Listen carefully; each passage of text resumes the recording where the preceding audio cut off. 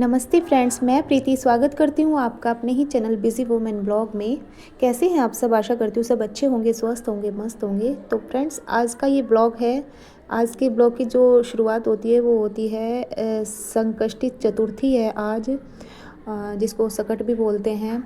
और जैसा कि कोई भी त्यौहार आता है तो मैं सबसे पहले पूरे घर की क्लीनिंग कर देती हूँ, नहा धो के पूजा पाठ कर लेती हूँ और उसके बाद फिर शुरू होते हैं किचन के सारे काम, क्योंकि त्यौहार वाले दिन थोड़े से एक्स्ट्रा काम करने होते हैं। किचन में बहुत सारे पकवान बनते हैं, खाना बनता है। तो आज मुझे क्या क्या बनाना है? मुझे बनाना है गाजर का हलवा और तिलकुट, क्योंकि तिलकुट तो स्पेशल प्रसाद होता है इस दिन का। संकष्टी चतुर्थी को तिलकुट का ही भोग लगाया जाता है गणेश भगवान को।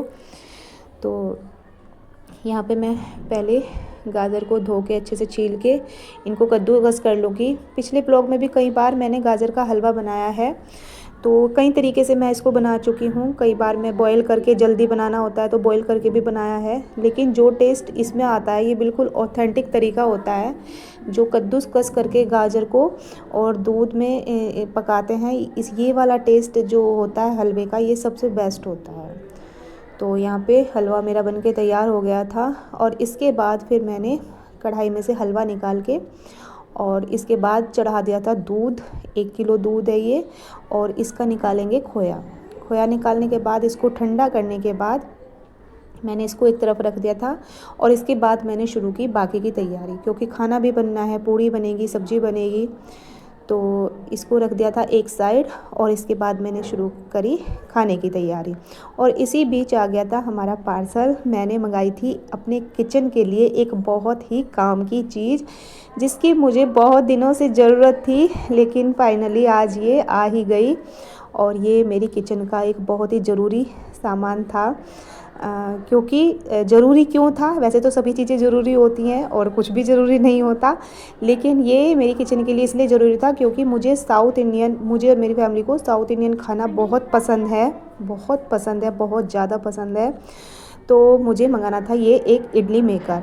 और वैसे पहले भी मेरे पास इडली मेकर था, लेकिन वो छोटा सा था, मतलब बस स्टैंड था, उसको मुझे कुकर में एडजस्ट करके बनाना पड़ता था।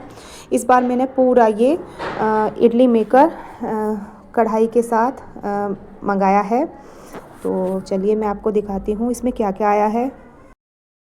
तो जी, इसमें आई हैं 2 इडली प्लेट, मतलब 14 इडली बन जाएंगी दोनों प्लेट में।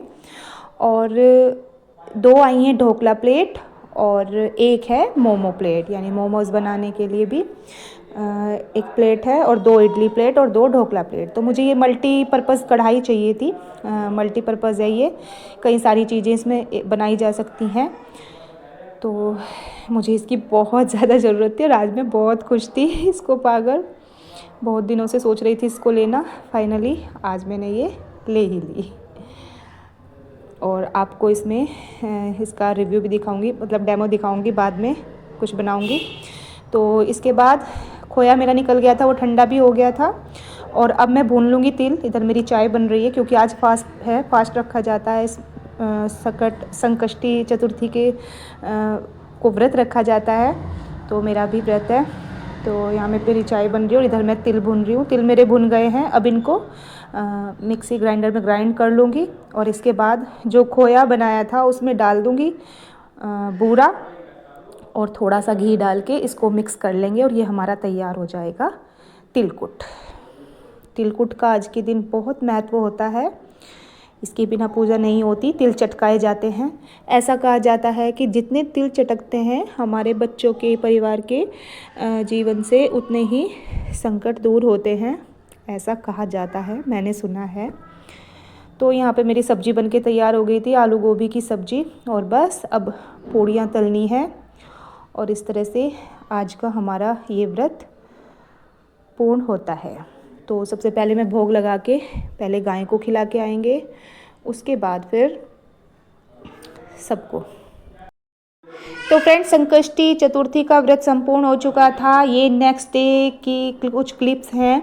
नेक्स्ट डे सुबह के टाइम तो बना था खाना, कच्चा खाना, क्योंकि पकवान खाने के बाद रोटी खाने का ही मन करता है, तो सुबह दाल रोटी बनी थी। और ये शाम का टाइम है, लगभग 4 बजे हैं। तो आज के दिन भी कुछ पकवान बनाया जाता है, तो मैं ज़्यादा कुछ नहीं बना रही हूँ। आज मैं बनाऊँगी मिक्स पकोड़े, गोभी, आलू, प्याज सबके मिक्स करके मैं बनाऊंगी यहाँ पे पकोड़े। तो गोभी को मैंने थोड़े से पानी में नमक डाल के इसको हल्का सा, पूरा नहीं, हल्का सा बॉईल कर लिया है। और बस इसको बॉईल करके बाहर निकाल लूँगी और आलू के स्लाइस काट लूँगी और इसके बाद प्याज के, और इसमें बेसन डाल के सभी मसाले डाल के इसके बनाएंगे हम पकोड़े।